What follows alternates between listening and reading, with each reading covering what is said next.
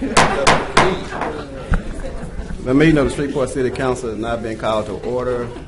We will have an invocation by Councilman James Fleury, and Councilman Butcher will lead us with the pledge. Please stand. Let us pray. Oh, gracious God, our Heavenly Father, we come today giving you praise and thanks. We ask, oh God, that you give us the anointing that we might have wisdom and knowledge. Oh God, let us understand and be compassionate. Let us, oh Lord, be merciful. We pray for your grace, Lord, that unmerited favor. Lord, now we pray these things for this great city and for our mayor and administration. And Lord, I pray for all the workers that carry out the daily duties, our men and women of the police and fire department. Guide them, give them safety, oh God. May you build a hedge around them and protect them. These things now I ask in Christ's holy name. Amen. Amen. Please face the flag and repeat the pledge after me. I pledge allegiance to the flag of the United States of America and to the republic for which it stands, one nation, under God, indivisible, with liberty and justice for all.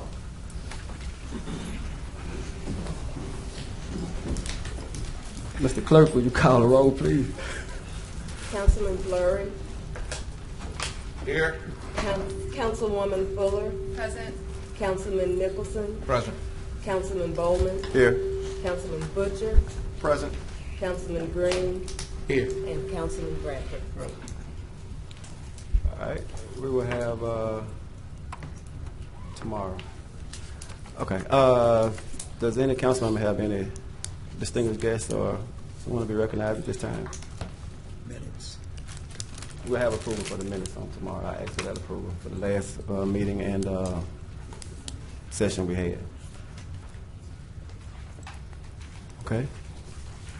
Mayor Perkins, you have any distinguished guests or any announcements at this time? I don't, Mr. Chair. Okay. We have some, I did want to ask, I know you read it, Mr. Green, but I did want to see if did we have those persons who were to be confirmed here? Or any of those people here today? We do have appointments here. You want them to all come up at this time, or you want to wait until? I think now would be good if I can get, if that's okay with the council. Okay. All right. Mr. Green, I know you're ready to come up first, but I'd like to see those persons if that's okay with everybody. Yep. Ms. Norris? Mr. Walker is here. Mr. Walker? Who? Yeah, we have Ms. Norris, Mr. Walker, we have Mr. Scoggins. Yeah, Ms. Dunn. And Ms. Dunn. Yep, Okay. and Ms. Dunn. Yep. And Jones. Oh, seniors one. Yep. Yeah, you all can Mr. come on up. Jones. You can come up to the front, please. Oh, and Mr. Hollis. Sorry, Brian. Sorry about that. Come on up to the mic. And one at a time you can introduce yourself.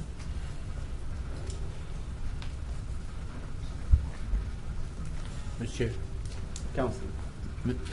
I didn't see Pastor Hollins before, but if I don't do this, I'd have to move out of my district. I'd like to recognize Pastor Brian Hollins. I didn't see he was over there, Pastor. Thank you so much. And we got that ditch cut over there, so tell the people it took me an arm and a leg to get it cut, but I got it cut, so I just want to throw that out and get some points. All right. What arm and what leg was it that you had to? I can't tell you. All right.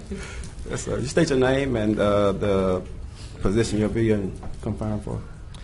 Jonathan Scoggins, Civil and Service Board. Okay. Anyone got any questions or anything for Mr. Scoggins? Mr. Chairman. Mr. Scoggins, if you could just tell us about your background briefly. Sure. We have a family business here in town. It's a third generation. It's an airline car rental. We are the first Avis franchise in America, started by my grandfather. I've been working there since probably 12 or 13 years old, and went away from college, came back and worked the counter, started doing the management, and then became operations manager about 10, 12 years ago. We operate with about 45 employees, give or take. We have a fleet around 400 cars, and so. Thank you, sir. Right. All right.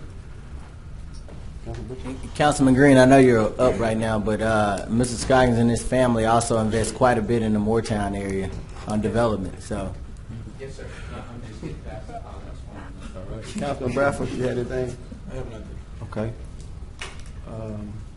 Yes, that's it. I think that's you spoke for yourself. I didn't hear you. I know you said from the front counter to ops manager. That's correct, yeah. Did you do any car washing or housekeeping? Doing that? Yeah, you name it, I've done it. Absolutely. All right. Okay, thank you, sir. Thank you. Mr. Chairman. I'm sorry, Councilman Fleury. Mr. Coggins, I have one question for you, please. Are you currently a resident of Shreveport? Yes, sir. Okay, thank you. Okay. Mr. Walker. Just state your, for the record. Just state your name and the. Henry appointment. Walker. Okay. Any questions, Councilman Fleury?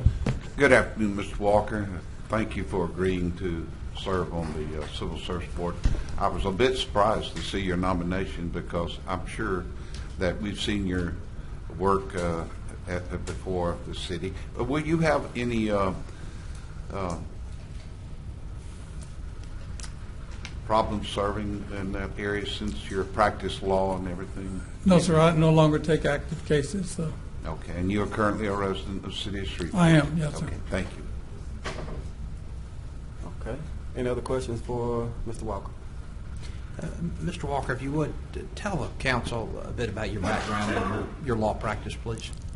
Say again? Would you please tell the council about your background and your law practice? I know you and I know each other, and I know it, but I'd like the council to hear it, please. Well, I started practicing in 1968 with my grandfather's law firm, hated it, and went out on my own. Fine group of people at your grandfather's law firms, just for the... And practiced criminal defense and civil rights law for the next 40-something years. And how long have you been retired? Or when did you stop taking active cases? Oh, a decade. I still get called all the time, but I'm sure that's true. Thank you, sir. All right. How you doing, Hassim Jones? Guess I don't got to be that close. All right. Mr. Jones? Councilman Fleury? Would you please state for the record your name and your full address? Hassim Jones, 647 Somerville Drive, Shreveport, Louisiana, 71115. Okay, and so I take it that you are currently a resident of the city of Shreveport? Yes, sir. Okay, and could you talk a little bit about your background? Yeah, I'm What currently qualifies you to be on the Civil Service Board? currently a therapist here in town. Been working with kids and adults in the Shreveport and Bossier community for about 9 years now, offering just therapy and helping them through whatever type of issues that they have. So what makes me qualified, just being able to give a non-biased opinion, to look after the best interests for our citizens, but also the best interests of the people that we're trying to, well, our public servants. Okay, and serving on the Civil Service Board, you'll keep an open mind and render a fair and partial decision. Absolutely. Thank you. Councilwoman Fuller? If we're going to ask him those questions, we should ask everyone else to come back and answer those same questions. Do you mind? All right, thank you. All right. Just whenever. Okay. Good, Mr. We'll start now with Scoggins. Mr. Scoggins. I didn't have anything. Thank you for your answer, Oh, but okay. I figure everyone should be, if we're going to have all of you standing here in front of us all at the same time, everyone's privy to the same answers and questions. So can you tell us what you think qualifies you to be on the Civil Service Board? Sure, just my vast experience of management. I've managed over 300 people at my time being with our business. I deal with the hirings and firings of everyone within our company. I'm fair. I give everyone a chance before they leave or come to our company, and I think I can serve this board really well with my experience. Thank you for that. Thank you. Mr. Walker, do you mind answering that question? say again, please. The question was just what qualifies you to be, why would you be qualified to be on the Civil Service Board specifically? Because I've been on both sides of most questions that come before the board. I've taught at the police academies. I've given lectures to police officers how to avoid getting sued. Thank you. All right. Mr. Oh, now y'all want to let the ladies go first. Good afternoon. I'm Ebony Rhodes Norris. I guess what qualifies me, I'm a local attorney. I'm a native of Shreveport. I went to LSU Shreveport and went off for law school, and I loved the community so much that I came back to practice law.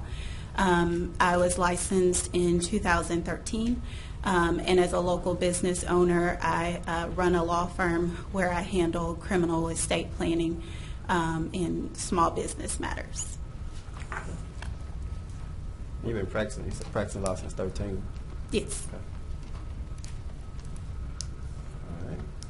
Councilman Fleury? Yes, ma'am. Are you currently a resident of the city of Shreveport? I live in Shreveport, and I am a Shreveport business owner as well. Thank you. Yes. Hello, I'm Brittany Dunn. I'm here for the Zoning Board of Appeals. And what qualifies me is I'm a local business owner in Shreveport as well. I own my own accounting firm here in Shreveport, and I've also been a resident and a homeowner in Shreveport for the past 10 years. I feel like what qualifies me is being able to see the appeal process as a business owner and also as a resident of Shreveport. Ms. Dunn, may I chair? Yes, ma'am. I'm sorry. Oh, thank you. I'm sorry. You and a partner who does insurance, you all recently built from the ground up a business building, correct? Did y'all build a structure?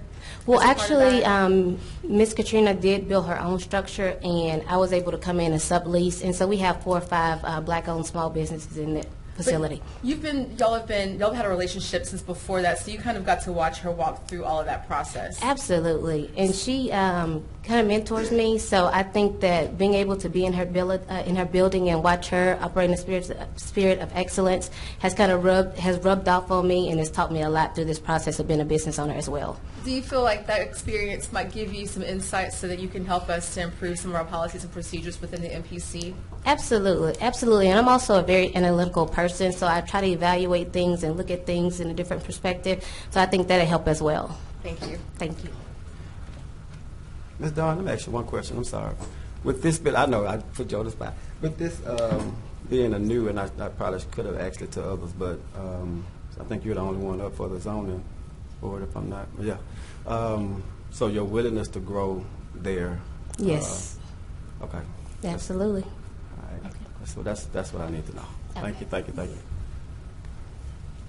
Brian Hollins, 8900 Rosedown Place, Shreveport, Louisiana. I live in your district, and I'm being reappointed to the board, so I presently serve on the board. That's what qualifies you? That's what qualifies me. Does anyone else have any questions for Mr. Hollins? Pastor Hollins, I want to thank you for having served past on the board, and thank you for your service. Pastor Hollins, how many years in the Shreveport Fire Department did you have? 28. 28 years. 28 years. All right. Councilman Butcher. Chief, thanks again for serving again. I know you did a good job the last round, and knowing people that have been on the Civil Service Board, I know it's not a very glamorous spot sometimes, so I appreciate you serving again. Thank you. All right. I just want to say I appreciate all of you to even come to even try to do this, because serving is kind of, it gets rough, just like Councilman Butcher just said, and sometimes it takes a lot out of you. So just the fact that you're willing to commit yourselves to do so, I really appreciate that. Councilwoman Fuller. Oh no, I was clearing out. Clearing out. Okay. But that's what I had. Did you have any questions? No, sir. Thank you. Okay. I thank you all. Appreciate you.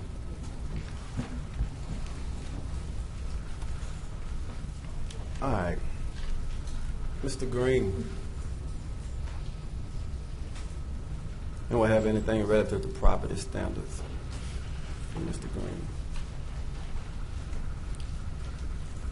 Seeing Councilman Nicholson? I got plenty for you, but I'm not going to give it to you all right now. Okay. Mr. Green, there's a street, Linden Street, in Ms. Fuller's district. At the corner, we talked about it before. Same issue. The grass is still high. Linden Street. Yeah, Linden and Line. And it looks like maybe they cut part of the yard, but they left That other corner parts of the yard still on the got Line weed Avenue stalks. side. The forehead high, so anything you can This is do. the purse that you. That's it. Thank you. All right. Councilman Bradford, did you have anything for Mr. Green? No, sir, I did not. All right. But we did have one person who called earlier. He said he was in your district, so I forwarded it to Mr. Green, and he said they talked to him, they taking care of it. So, Thank you, all Mr. right. Chairman. No, I do have something. Yes, ma'am. Clanton Street, what can we do about those lots that need to be cut? My people are saying that everything over there just looks abandoned and just like nobody cares. We constantly keep Clanton Street cut, but we'll get it cut. All right, thank you.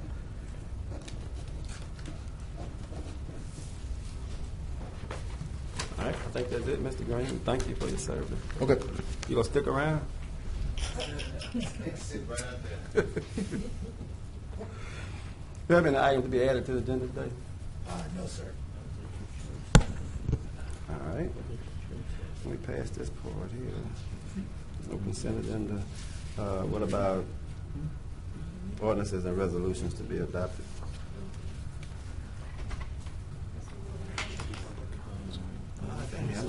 Do we have that? Oh, I didn't see it. I didn't see it. Okay, I'm sorry. Public comments. Mr. Josh Hathorn. I thought we got away with our public comments today. And I'm assuming, Mr. Chairman, these are for today. Mr. Hathorn. Josh? Josh? Ryan Amend. Perhaps they've been submitted to Mr. Chairman. Let's get them off. All right. Ordinances and resolution. Ms. Jones. Ms. Jones. We have one under consent agenda. Resolution 114, authorizing the City of Shreveport, Louisiana, purchasing agent to reject all bids received for bus shelters for Sport Train IFB bid number 19-43. Under resolutions on second reading and final passage, Resolution 100A, ordering and calling a special election to be held in the City of Shreveport, State of Louisiana, to authorize the incurring of debt and issuance of bonds therein, making application to the State Bond Commission. Resolution 110, authorizing the mayor to make an application with the U.S. Department of Justice for JAG grant. Resolution 115, to recognize and honor William Gary Lofton for 16 years as Caddo Parish Clerk of Court and 41 years of service in the Caddo Parish Clerk of Court's office. Resolution 116, authorizing the mayor to dedicate the 9200 block of Bayard Road between Ridgewood and Burt Coons to Richard Ricky Crockett Leonard. Okay. On 100A, I know it's supposed to be just some grammar. Can you speak to that so everyone in the audience and refresh some of us council members also, please? Yes, so this resolution was passed in August 13th, and it declares the election. We received some questions from the State Bond Commission. One of them asked us to come back and have a resolution that specifically says not to exceeding 20 years as the term for which the payback of the bonds would be. The language that was in the original resolution was the same as what was in 2011. We have a new analyst at the State Bond Commission now, and they said the law has not changed, but they want to make sure that we have clarified that the years is not to exceed 20 years. Okay. All right. Everyone okay with that? We got it? All right. Introduction of resolution. Resolution 117, acknowledging that the City Council has reviewed the 2019 Internal Municipal Water Pollution Prevention Report. Any question on that? Councilman Fleury? Has Councilman Green read that report? Councilman Green? I didn't hear you. Have you read the report on number 117? 117. 117.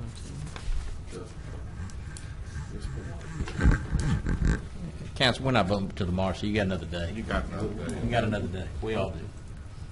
Okay. I think Councilman Fleury was checking you. All right. Ms. Jones, proceed, please. Under Section C, Introduction of Ordinances, Ordinance 92A, amending Section 1-15 of Chapter 1, General Provisions of the City of Shreveport, Louisiana Code of Ordinances relative to misdemeanor offenses. Ordinance 119, amending the 2019 Capital Improvements Budget. Ordinance 120 is amending the 2019 Community Development Special Revenue Fund Budget. Ordinance 121 is amending the 2019 budget for the General Fund. This is for the SPD staff vehicle. Ordinance 122 is amending the City of Shreveport, Louisiana 2019 General Fund budget. Ordinance 123 is authorizing the mayor to execute a cooperative endeavor lease agreement of city-owned property located at 1506 Abbey Street, Shreveport, Louisiana 71103, and Caddo Parish to the Serenity Club of Shreveport, Inc. for the purpose of leasing to use it for programs and to maintain the buildings and grounds. Ordinance 124 is amending Chapter 22 of the City of Shreveport, Louisiana Code of Ordinances relative to buildings and building regulations. Ordinance 125 is amending Chapter 102, Article 3A, Section 102-88 of the Code of Ordinances regarding transportation network companies. Ordinance 126 is amending Chapter 74, Article 3, Section 74-56 of the Code of Ordinances relative to solid waste revenue. All right, Councilman Nicholson. Mr. Chairman, the council has previously adopted Ordinance 92, which incorporated by reference misdemeanor offenses from the state criminal code into the city code. An amendment to that ordinance was inadvertently not offered and adopted. That amendment makes clear that the penalties under the city code will not be any greater than the penalties provided in state law. And so because we did not adopt that amendment, this is back on the agenda to clean that parliamentary error up. Concerning Ordinance 122, I just want to commend the administration and our information technology department for being proactive in protecting the city against cyberware or cyber ransom. I don't know what to call it, but being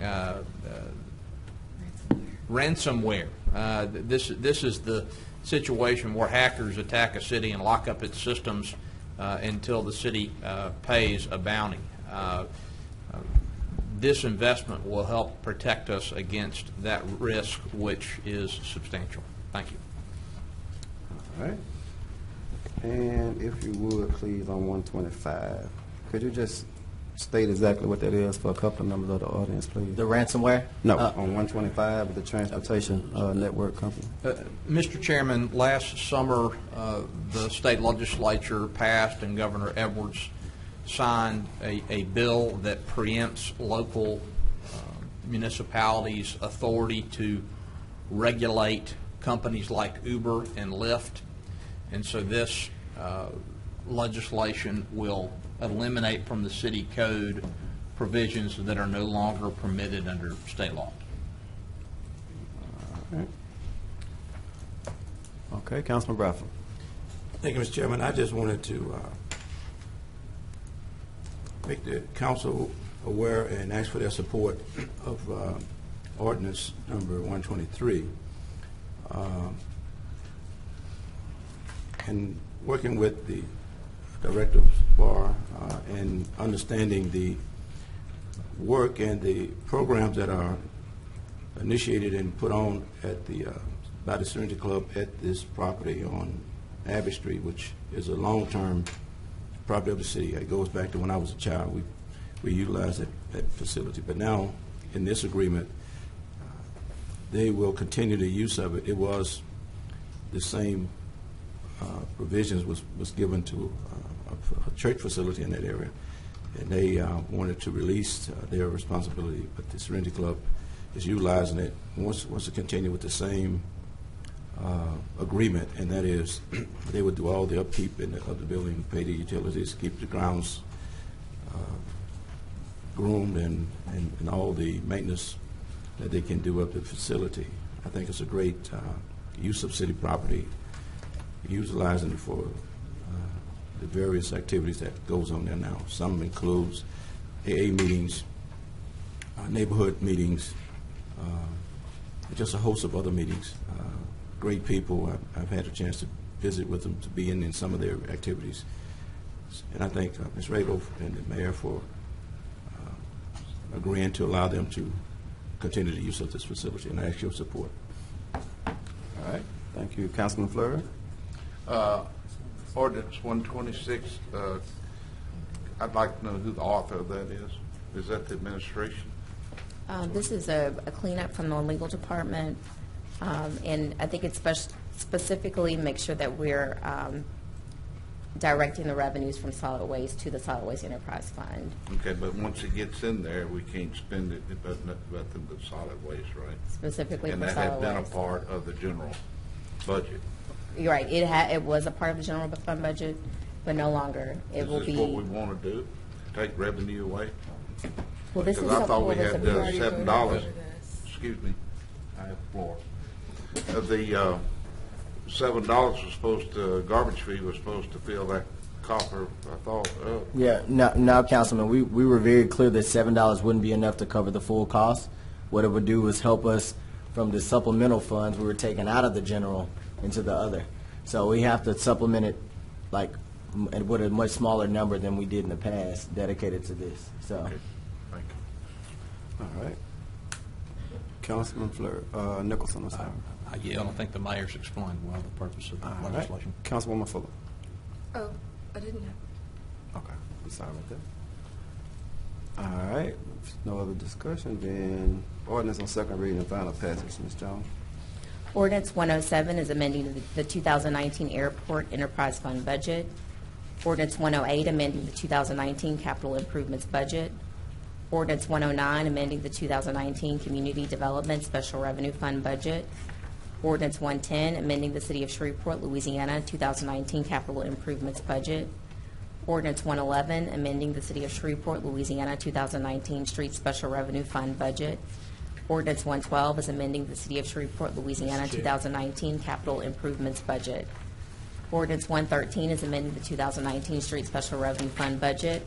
Ordinance 114 is amending the 2019 Capital Improvements budget. Ordinance 115 is authorizing the mayor to exchange surplus city-owned immovable property and all improvements thereon located at 3406 Velva Avenue, Shreveport, Louisiana, 71109, commonly referred to as the former Fire Station 8. Ordinance 116 is amending sections 58-117 and 58-118 of the Code of Ordinances of the City of Shreveport. Ordinance 117 is zoning case number 19-362-C, an ordinance to amend the official zoning map of the City of Shreveport Unified Development Code by rezoning property located on the south side of Greenwood Road, approximately 125 feet west of Broadway Avenue, Shreveport, Caddo Parish, Louisiana, from I-1 Light Industrial District to IMU Industrial Mixed Use District.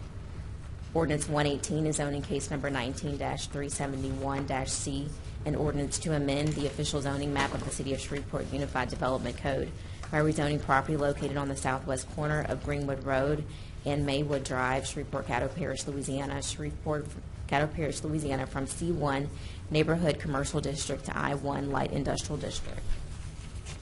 Councilman Green? Yeah, Mr. Chair, I know in 112 that has to do with Linwood, that it was told that we were matching funds from the feds to get Linwood, and from my understanding, I was thinking that money from each of our districts would make this possible. But I see Councilman Fleury and myself is there. But then 111, of course, that's in Councilman Nicholson's district, and then I see Councilman Fleury and myself. And I've talked to Patrick, but I still can't get any sense as to why I'm over in 111 as well as 112, and if there's money being taken out of my district and not out of all of our districts, then I don't understand that process, but I still hadn't got clear. I understand it's a companion, but I was not a part of whatever comes before the companion. So I'm still trying to get some understanding as to why does it have to be a companion? So if y'all can uncompanion me on this companion, then it would help me out. Sure. So Patrick, can y'all do that without? Yeah, we could separate the street special revenue fund is not coming from a particular district, but we can separate to designate Linwood separate from Ninth Street if you would like to see specific amendments that only has your district and Councilman Fleury. Right. At 112, that's just Councilman Fleury now, that's Linwood. But I'm still trying to figure out how I get into 111. It's a combined companion. It includes both Linwood and Ninth Street. So what I'm saying is there a way that we can separate it so that Linwood and Ninth Street are in separate, they have their own companions? Yes, ma'am. Could y'all do that? Yes. Can we do that, Art, by offering an amendment? Would be an amendment to 111, right? Yes. Can we do that on tomorrow? Yes, we talked to Patrick about it, and, yeah, we can. Okay. Okay. We can offer amendment to separate them. All right, Councilman Nicholson. Mr. Chairman, the form of the legislation that accomplishes funding of the Ninth Street project is not of particular consequence to me, but I will say that I urge my colleagues on the council to approve funding of the Ninth Street project from the Street Special Revenue Fund. Ninth Street was to be completed with 2011 bond funds. For a variety of reasons that did not happen, but I do think we owe it to the citizens of my district, and in particular those who use Ninth Street on a regular basis, to complete that project. I understand that that's the administration's intention. I appreciate that, but it is important that we move those funds so that that work can be done. Thank you. All right. Councilman Bradford. Thank you, Mr. Chairman. Not at all rejecting the councilman's rationale, but I think we owe it to our citizens to do a lot of street improvements throughout the city, especially some streets in my district. So my question is, will this transfer deplete this fund? It will halt any further asphalt overlay within the city over the next 6 months? No, we still will have funds remaining in the Street Special Revenue Fund. After these transfers, there will still be funds remaining in the Street Special Revenue Fund that can be allocated for additional citywide projects. I mean, an adequate amount? So it will be, what's the balance, Patrick? I'll have Patrick come up to give you the actual balance that would be remaining. But the total, if you recall, was about $6.8 million for 2019, and these won't deplete the fund completely. Yes, it'll be approximately $9.5 million for citywide, the way I have it planned out. So this Linwood project in front of you today is what we call Phase 3. It's from Mount Zion to 84th. We plan to introduce at the following meeting legislation for Phase 4 of Linwood, and that will require about 1.3 from the Street Special Revenue Fund. That will leave about $2 million in the Street Special Revenue Fund that we can leverage about $7 million federal funds with to have a more than a $9 million citywide project. So engineering is currently working on a list of particulars for that citywide project. It's going to take us about a month to get that list prepared, and once we get that list prepared, we'll work with administration to submit that to the city council and get that funded.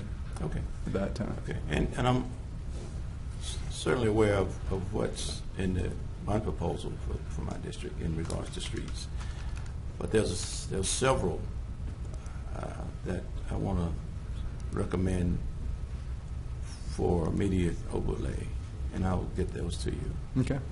Thank you, sir. Yes, sir. Thank you. Councilman Butcher. I would,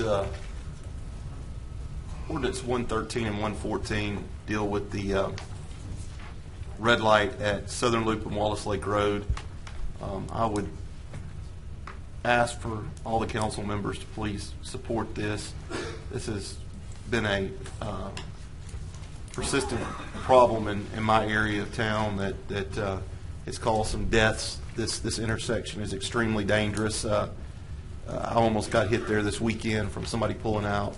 So I think that the traffic study was done, and it said it did meet the criteria for a red light. So we've worked very hard with the mayor's office and the Caddo Parish Administration and Commissioner John Atkins, and the parish is willing to put up part of the cost of this. So I would hope that that all the council members would help support me with this.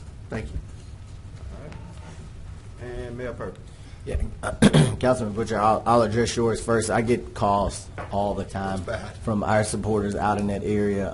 So yeah, we're looking forward to starting construction on that light out there. The parish is fitting half the bill. I wish they fit more, but they're also. I just talked to Dr. Wilson, and they're also going to fit half the maintenance costs, and we're going to do a longer term contract rather than the upfront payment they were trying to do that we were coordinating at the beginning. So we're going to do a perpetual partnership, so that'll be a city-parish project throughout. But I wanted to talk about Councilman Nicholson's point about Knight Street and the 2011 bond, and just say that we do have to get that done right now. I've gone out. I've done 4 community meetings at this point. Well, 3 community meetings and another general obligation bond presentation, and I constantly hear about promises that were made from the 2011 bond that hadn't come to fruition. So it's just very important for the administration to make sure that even though we weren't the ones that were in the seat at the time, that we uphold those promises for that. So yes, you have our support in getting Knight Street done. Thank you, Mayor. Mr. Chairman. Councilman Butcher. Mayor, thank you. I want to go on record and say that I appreciate the mayor's office tremendously for this red light. I said it before, but we've been trying to get one out there for almost 10 years. A young girl was killed out there probably in 2009, and this is the first mayor's office that has listened to us. So thank you. I appreciate it. All right. And Councilman Green. Thank you. Also, Councilman, you supported me on the lights that I have over at St. Vincent, and but I guess my issue is I'll support you on it, but the person, I can't remember his name, he was at the last public safety meeting I was at, that's over, is Mr. Norman? Traffic engineering. Michael. Dr. Erlin. My issue is with Dr. Erlin, whereas at St. Vincent they've had wrecks that they've had, and the people over in that area, they're just crying out for a light. They got a blinking light there, so that tells you that something is wrong. They've cried out for it, but he comes to the public safety meeting and he has no heart. He's like, well, we don't even get a point for that one. Not zero, zip. I mean, people have had accidents. Even while I had the legislation on the agenda, folk were having wrecks there. And this guy comes to the public safety meeting with no kind of heart. And I say to him, down the street from that light, for the blinking light, you got a traffic light there, but about 2 cars come through it. I say, what about that light? Why we can't remove it? He said, all the emotions of the people would just really, we wouldn't want to deal with their emotions. But he has no heart that there at St. Vincent, it seemed as though where low-income people live, then they don't deserve it. But another area, then he has like a whole slate of points. Oh, they got about 20 points. And that's where my brain just don't function right. He has no heart. He has no public service skills as to dealing with talking about it. And I don't know. It just kind of racks my brain that this particular light has nothing to do with you. But this particular light, when he goes out, he gives it like points. Like I'm sitting there in the meeting, so I know these lights that I'm talking, this light I'm talking about gets 0 point. I don't care how many accidents there. So he says, well, we might get sued. We get sued all the time. So I'll support, this legislation because you saw the need, and of course Cedar Grove is in your district, also in Councilman Nicholson. We voted for it, the council voted for it, but the person that's over that, Dr. what's his name? Dr. Earlings. Dr. Earlings has no heart for that particular part of the city, and that just racks my brain. Out there, he was just so jubilant. Yes, they reached the criteria, they got all these points, and they this. Over there, you already got a blinking light. Over there, you already got people that have had accidents, they hurt, and they're going to have some more there. Until somebody died, then we'll have a lawsuit anyway. So I just want to throw that out, just parenthetically, that I don't understand his calculation. I understand it, but I don't understand how one could be so wonderful and the other one can't. And I just, and Ms. Hart, is that Ms. Hart? Mm-hmm. Ms. Hart, would you please come up?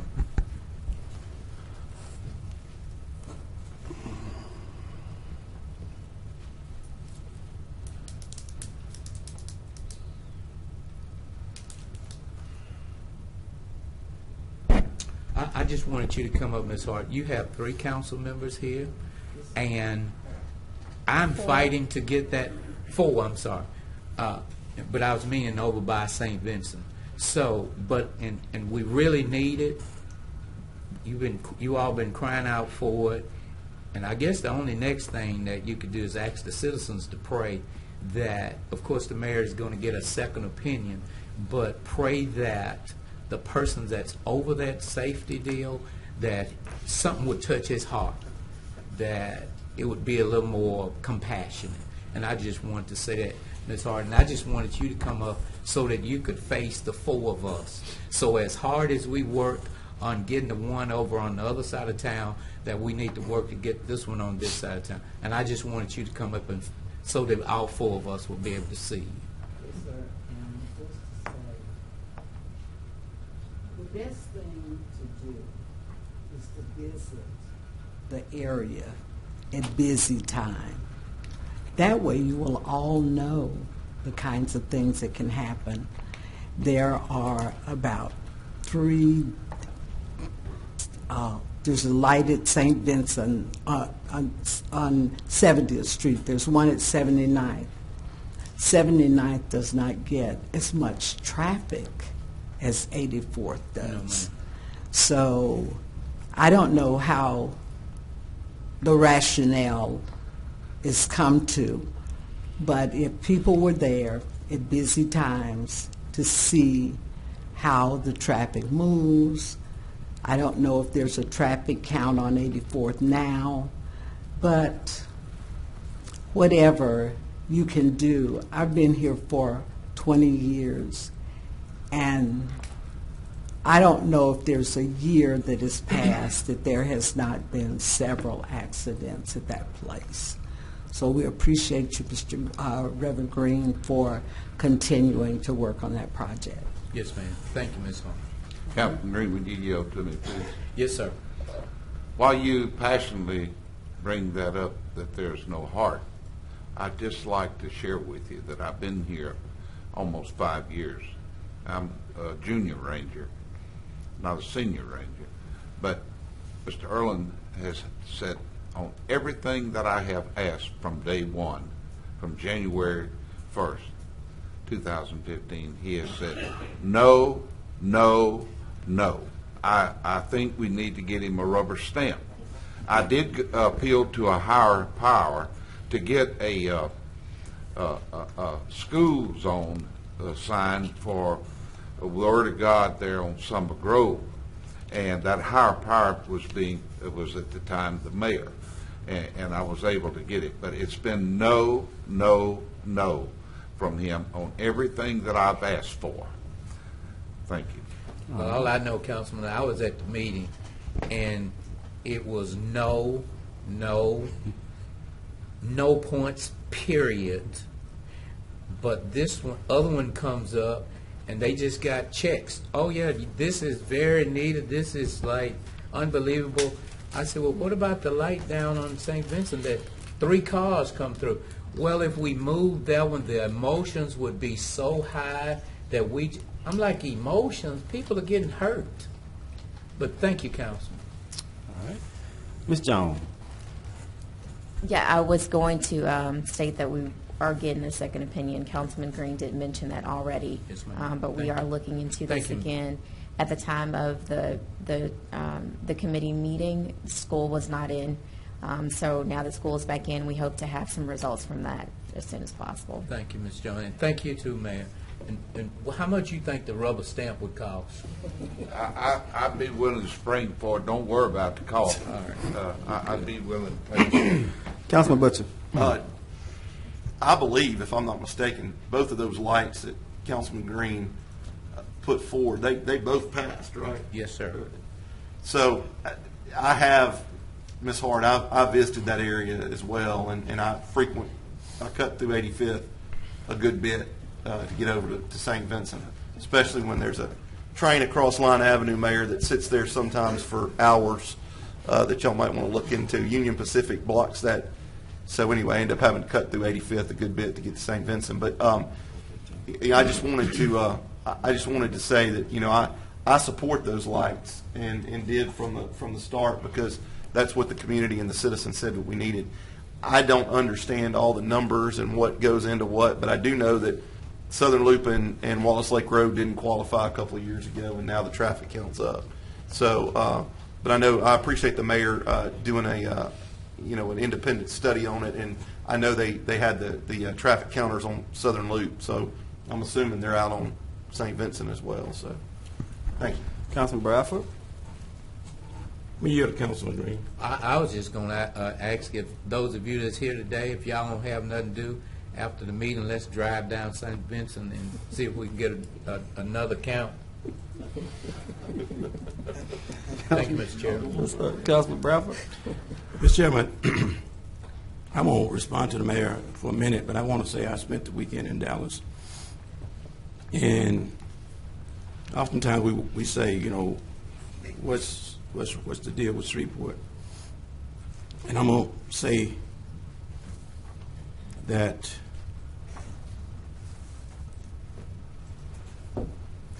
we can't compete with the Dallas area.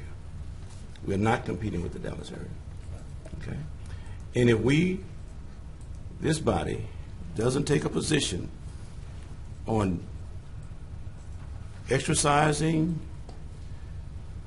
the understanding that is being debated here now to try to do what we have to do to improve Shreveport, we won't even be able to compete with South Oak Cliff. Now, I attended 2 meetings of the bond proposals. And what I experienced, I don't know that the mayor experienced it or his administrators, is that a lot of the complaints about what had not happened in Shreveport, and they find themselves blaming the mayor and this council for something that they had nothing to do with over the last 12 years. Complain about something that was not even in the bond packages, the previous ones. It wasn't in the 2001 bond package, nor was it in the 2011 bond package. But when it comes to what is not happening, they have been misguided in the sense that they felt like some of these projects was in those packages, and they wasn't in those packages. And now we have an opportunity to do something very positive for this city, because some of the projects that they are complaining about, and very disappointingly, some of the opponents are pushing very strongly for opposition to the bond package, which would set us back even further than what we are now if we don't do something progressively in a capital way for this city which would have a direct impact on who would look at this city for any type of economic development, would be detrimental for the future, because if we don't do something now, it won't get no better in the next 10 years. And people are going to say, and I think somebody said it earlier at one of the meetings, that if we can't invest in ourselves, who would want to invest in us? We can't compete. We cannot compete with the Dallas metro area, because that's where the economics are. People go where economics are. Businesses go where they can make a dollar. They don't go to set up a store, to set up a restaurant, because it'll look good for the community. If they can't make it work for economic benefit, they're not coming. And yet we hear everywhere we go, we want this restaurant on Pines Road. We want this restaurant on the Cooper Road. We want this restaurant over here. We want this restaurant over there. And I'm like, we don't want no dollar store. We want no general dollar store. We want no dollar mania store. And I'm like, but the studies are done to evaluate what would work. And that's not necessarily the government's issue. The issue is, how do we as a city work together to make it conducive and attractive for people to come and stay in our city and bring businesses to our city? And they're building like crazy over there in parts of the Dallas metro. So I just wanted to say, Mr. Chairman, that we need a full court press. It ain't gonna get no better. In my meeting, well, the meeting that was in my district last Thursday, John Seller got so disappointed at some of the crowd that he sent me an email saying, "Hang in there." And it is disappointing when you try your best to do what's right for your district, for this city, and people are misguided and misinformed about what is actually there, what is actually trying to do, who's to blame. Everybody can find somebody to blame. We can always find somebody to blame. But let's find something that we can work together on. And I see this as a great opportunity, Mr. Chairman. And I said that because there were some projects that was not completed of the 2011 bond. But most of the feedback I'm getting for projects that they thought was there was never on the bonds, never. But they are now, and the needs has been expressed. And I'm unequivocally and categorically supporting and pushing and exhorting everybody I can that we need to do this, because if we don't do this go around, I'm afraid my son and my nephews are going to be headed west. And I applaud you more now than ever for coming back, because I'm telling you that there's goals in them their hills over there. And we're going to have goals in these hills in North Louisiana. We're going to have to dig it out. And I'm saying again that the opportunity is here. People watching us, and I'm just hoping that we don't disappoint ourselves and our people and those that would want to come to Shreveport, because we are too divided that we won't even help ourselves. Thank you, Mr. Chairman. All right. Thank you, Councilman Bradford. Councilman Fleury. Thank you. Councilwoman Moore. I appreciate that, Councilman Fleury. I want to go back to the traffic lights, because that was actually in an infrastructure meeting that came up. And while I do appreciate that the administration is going to do the second opinion so that we actually have more data to look at, I'll say that I'm not saying any of this because I'm against the traffic lights. I care about the safety of our community very, very much. But I like to at least look at facts a couple of times before feelings. Measure twice, cut once, they say. So I'm hoping that maybe tomorrow we can invite Dr. Erland to come up and explain his criteria for why he has made the suggestions that he's made, because there were several criteria, if I remember, that he brought forth about what would be a yes versus a no based on traffic counts and pedestrian counts to justify putting a light in. It didn't seem to me, especially after the gentleman said that he's lost the life of family members to traffic accidents, that he's someone that's coming at this in a heartless way. And if we're going to have grievances about the way he does his job, we should at least give him a chance to express himself to face with us, you know. But the data that he put forward to us seemed to be stating that on the traffic counts that he did, that they weren't up to the standard they needed to be to justify what we were asking for. Now, I'm not saying that I still wouldn't want to put it there, but I think it's important that we at least let the public know how these things come about, and that he's not just willy-nilly coming out there and saying no without looking at some sort of data and at least trying to do his due diligence. And I would hope that he's not employing any bias, and I really don't think that he is. I'll yield back. Thank you. All right. Mr. Chair. Councilman Gray? I'm not saying he's biased. I'm saying that I was in the same meeting that you all were in. I asked him about the light down the street.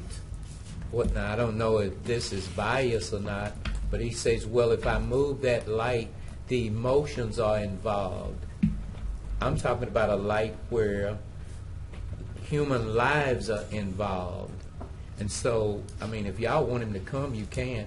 But I wouldn't want him to come at this particular time, because I would just like for him to come when I could keep my composure.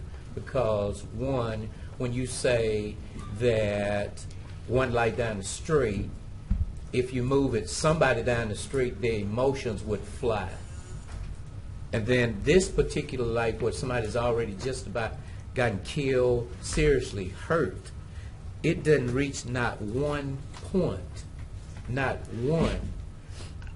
I was feeling real bad, but after Councilman Fleury said that he said no to him, no on everything, something I mean, if you got a blinking light there already, you got to deserve some points for something. And then with all of the accidents, they said, well, cut the bushes. But in other neighborhoods, you don't cut bushes. You just do what they ask you to do. So all they're asking for is a light. We're not asking for a block of the city. We're not asking for city. You just want a light for safety. That's what they want. And I think that they have that right to do it. But I was in the same meeting. I think you were there. Were you there? That's right. And I wouldn't just come publicly and just lie and say he said something. He says, I can't take that down because of emotions. I mean, who is emotion? And then I can't put this one up because he has a criteria, but folk are still getting killed, and the only thing he could say is that, well, we might get on a lawsuit. Bury me under the dirt. Thank you, Mr. Chair. Councilman Fleury. One thing that I think, Jerry, you and Willem remember all these projects that when 2011 that didn't get done. You remember the $3 million for sidewalks? Mm-hmm. How we never got that done.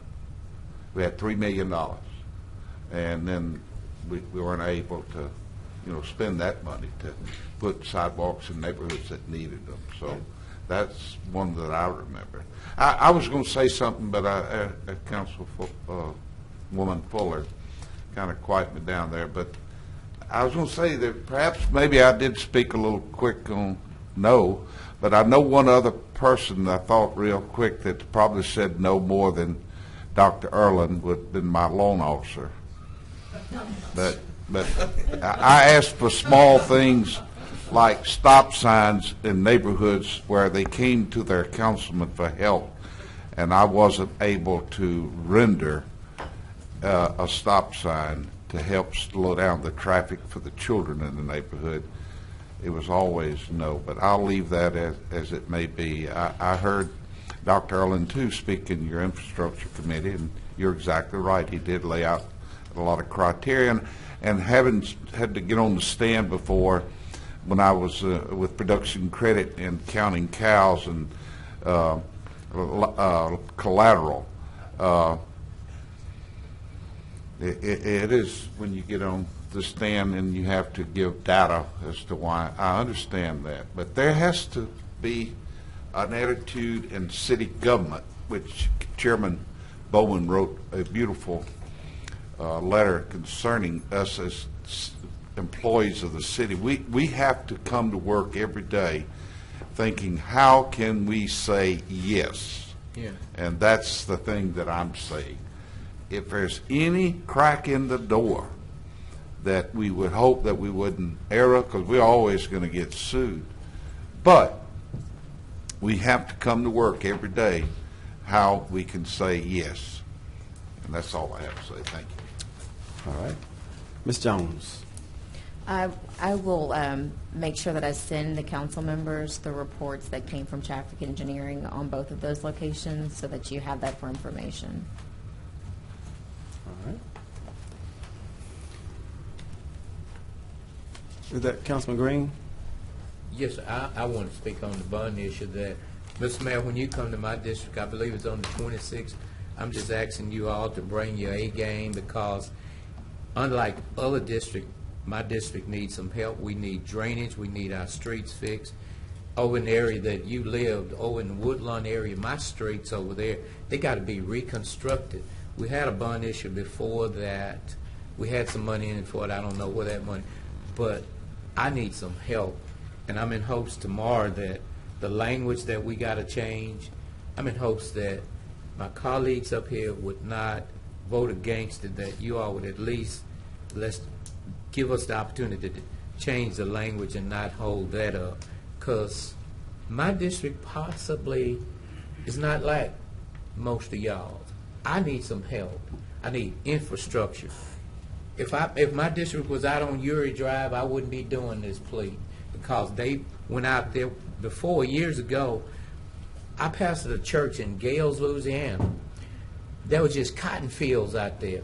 But what happened was there are people who saw a need and wanted to improve, and they turned those cotton fields now into malls and places to eat and whatever. In my district, nobody wants to come because the infrastructure is bad, the drainage is bad, the streets are bad. So would you all just help us to get our district like your district, so we won't have two Shreveports, that we'll have one Shreveport, and that we'll be one. And so, you know, it's like, if you don't vote for this bond issue, what's an alternative? What do I do? What do I tell the people? That we got to wait until what? So I'm just asking, yeah, I know, well, we'll vote for the fire department, but I'm not going to vote for no streets, I'm not going to vote for no drainage, I'm not going to vote for the rest of the stuff. But fire department, all of us, if you get the fire department passed and my streets are bad, then the chief, they going to tear their trucks up coming over there to put the fire out. So then we're going to have to turn around and get some more trucks, because the streets are so bad it's going to tear those up. So I'm just asking for some help, and that we'll have just one Shreveport. Chief, would you just come up a minute?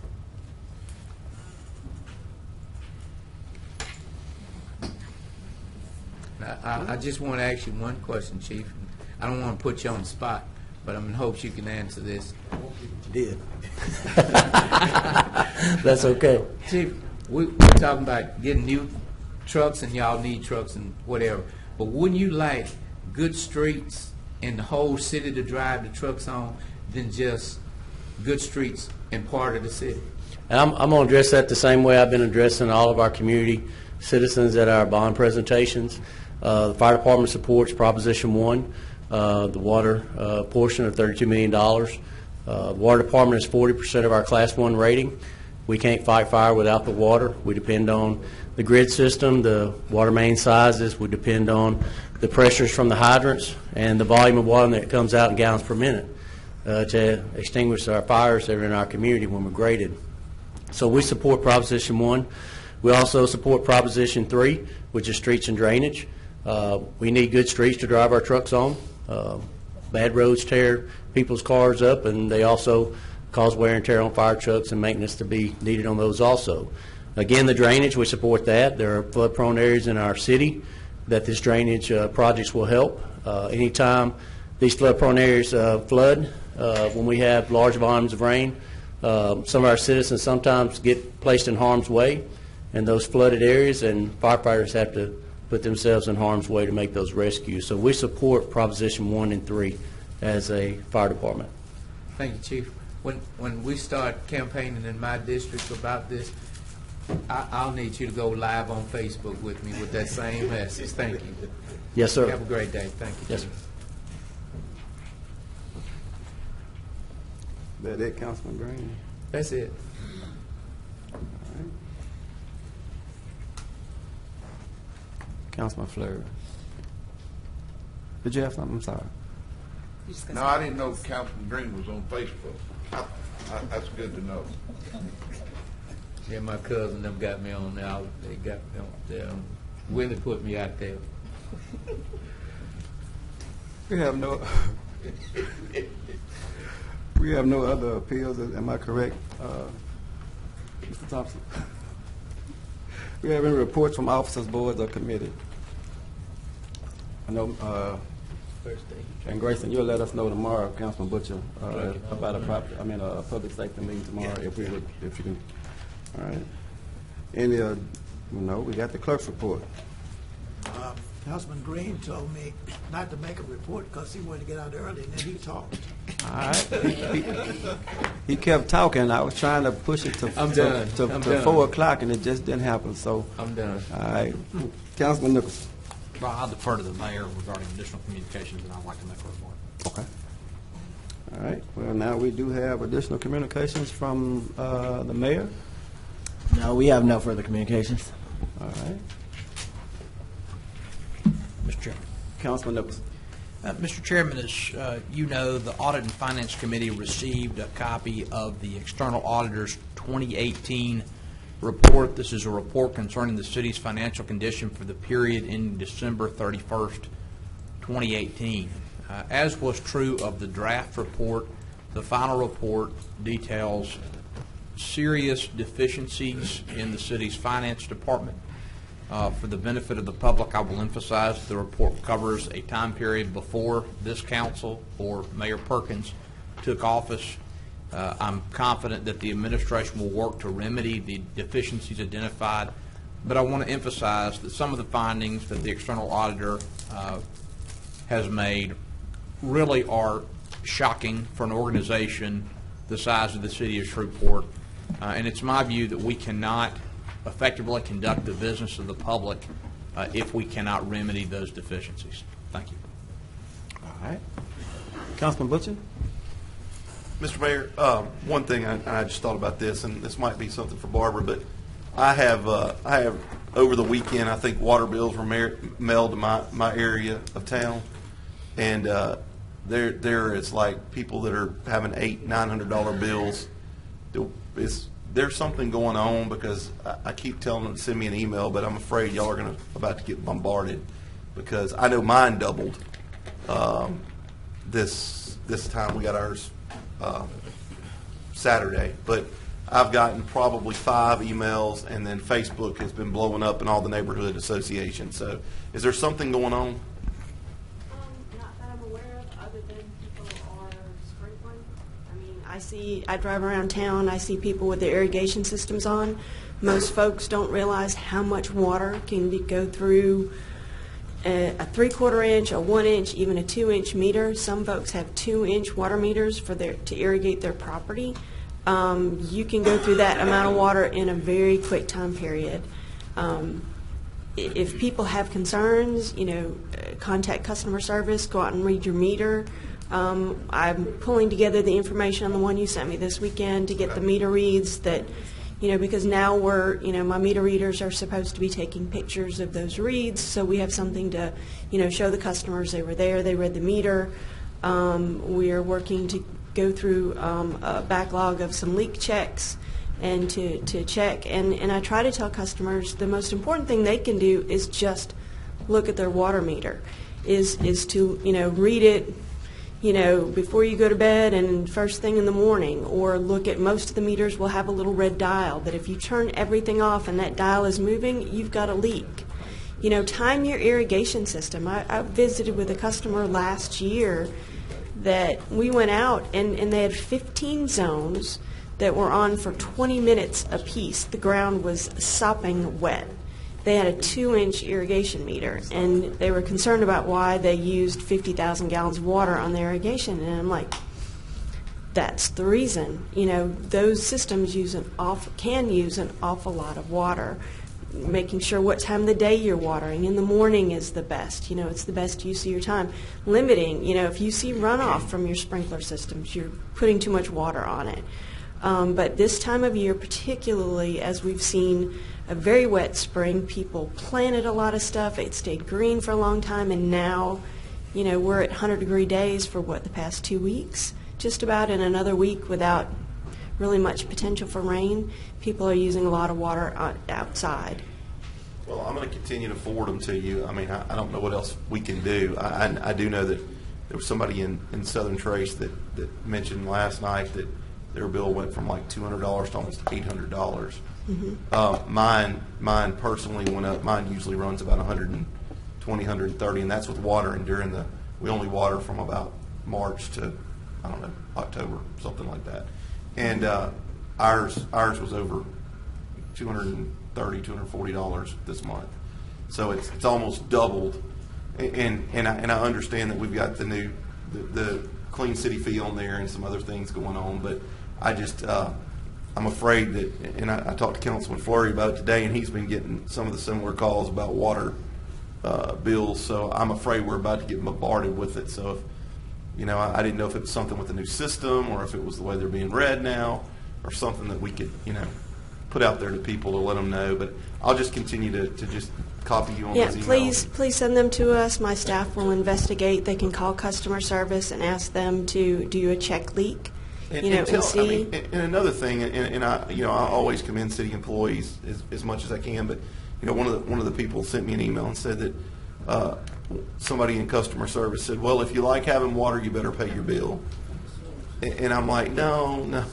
I mean, could you imagine the sticker shock of and this wasn't the $800 one, but I mean, just even going up from 100 to 150, 160, 170, that's a lot of money for some people. And for an employee to say, well, if you like your water, you better pay it. I hope that's not what's Hopefully that's not what someone said. We do, and send those to me as well. I mean, we will, the one you sent me this weekend, we'll pull the recordings. 100% of our calls are recorded. Good. I pull those recordings, and it's a 50-50 split between what's true and what's true. And sometimes it's just, when people call, they're not always happy. They're not calling us happy. So, there tends to be a mood out kind of at the start with my CSRs. You cannot begin to imagine some of the phone calls my staff receive. Oh, I and the language and is downright ugly. Oh, I can imagine. And it's not fair for them to,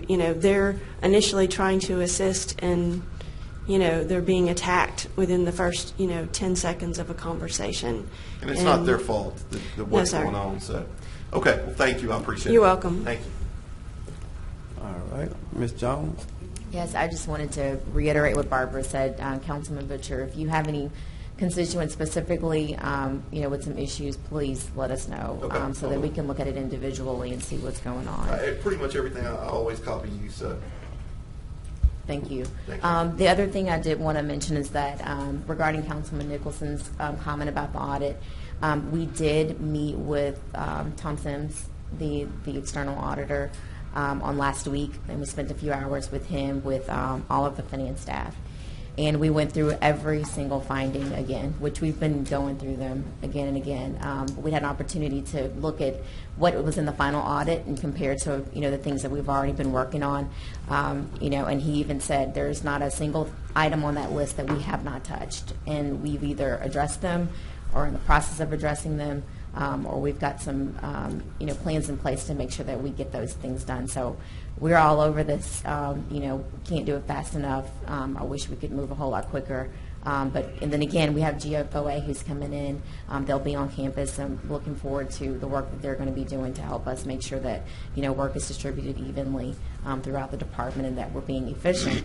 I think that'll help to address a lot of the one-offs that we have the city has experienced in the past. So we are definitely looking at it in detail.